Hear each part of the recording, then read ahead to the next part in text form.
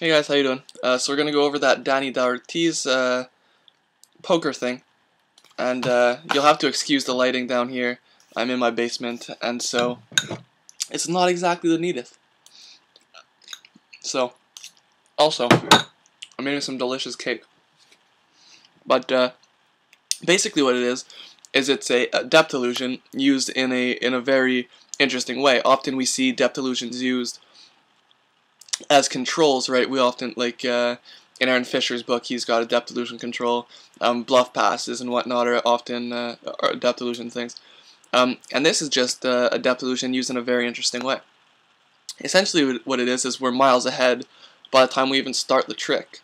If I take the box out from under here, you'll notice that the aces sort of float down a little bit. It's hard to see, but you'll notice that there's actually gaps in between all those aces, and that's because like Sergeant Gray said, actually I don't even know if that's his name, but that's how I always say it in my head.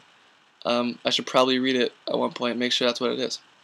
But they're all preset 5 cards away from each other. This is because we're going to deal 5 hands. So basically it goes ace of spades, 4 cards, ace, 4 cards, ace, 4 cards, ace. We get those all together. We jog them to the left so the corners are still here, right? And we just spread them. We give them a nice little fan there, so they look pretty. Now at this point, the aces look pretty good, but the problem is we can definitely see that there are gaps there, right? So what we need to do is close up those gaps and get them to put together, and then it looks like they're for sure on top of the deck. The way we do that is with the card box. We place them on top of the card box so they're all pressed up against each other, and it looks like they're just sitting there. Now I want you to just look at that and realize how friggin' genius that is before we get into the rest of this, because this is really cool.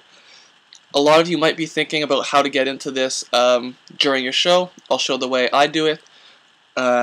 It's nothing special, but it is a way to do it in the middle of a routine. Or in the middle of a show, not so much routine. Or well, actually, whatever. From here, you square up the aces, right? And so they're all in their proper spots. And what you're going to do is you're going to lift up the aces as you talk to the spectator. Now what I've done is you'll notice that the ace is 4 cards down. Or what did I do? Yeah, 4 cards down. And so what you do is you actually lift up everything above that first ace, right? Just casually as you square up and then you talk for a little bit, lift up everything above that first ace, and then realize you forgot it, and as you keep talking, put it back underneath, right? It's just a nice casual subtlety. They'll see a packet of cards in your hand. They'll see you add another ace to it, and it just looks really nice. From here, they name a number, and it's a simple matter of controlling that number minus 1 cards to the top of the deck. So if they name 2, we control 1 card to the top of the deck.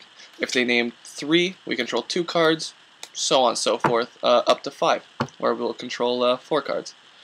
The way you do this is up to you. In my case, I used the number 2, and I did a lateral palm change.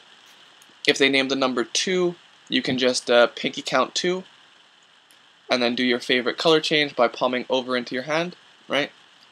You could even, I guess, pass them, either pass that you like most. What else can you do? What I like to do, actually, is, because I hate palming from the bottom of the deck, from the bottom of the deck into my right hand isn't nice. One thing you can do is you can do, whatchamacallit, whatever that change is, right? What's that control? Where you use it from a fan, cop to a fan, use it, and it's gone kind of thing? Whatever. You can use that. But what I like to do is I'll palm out of the middle of the deck, just out of the top a little bit. It's just much easier for me, honestly, so I'll pinky count 2, right, holding a break between those 2 in the top half with my finger. Clip, pull those out, right? So underneath, I can pull these out and into Marlowe's movable jog, right? For Marlowe's movable jog, we can either come backwards for a full palm, or we can just sit right here, go into a tenkai, and do a tenkai change, right? So it's up to you. And just to show you, it doesn't matter how many cards we control. 2, we'll say they name the number 3, and it goes 1, 2, 3, 4, and then look, we have 1, 2, 3, 4, cards in between each one. 1, 2, 3, 4 cards in between each. 1, 2, 3, 4 cards in between each ace. So that's basically it. I'll show you the way I get into this during a show. What is I'll have the aces set up so the ace of spades is on the bottom, right? And that's just because I like it on the top for the depth illusion. And what you're going to do is you're going to reverse fan them and go 1, 2, 3, 4, put in the first ace, 1, 2, 3, 4, put in the second ace, 1, 2, 3, 4, put in both aces, the ace of spades and the ace of hearts. You're going to shift on the side and go, actually, you know what?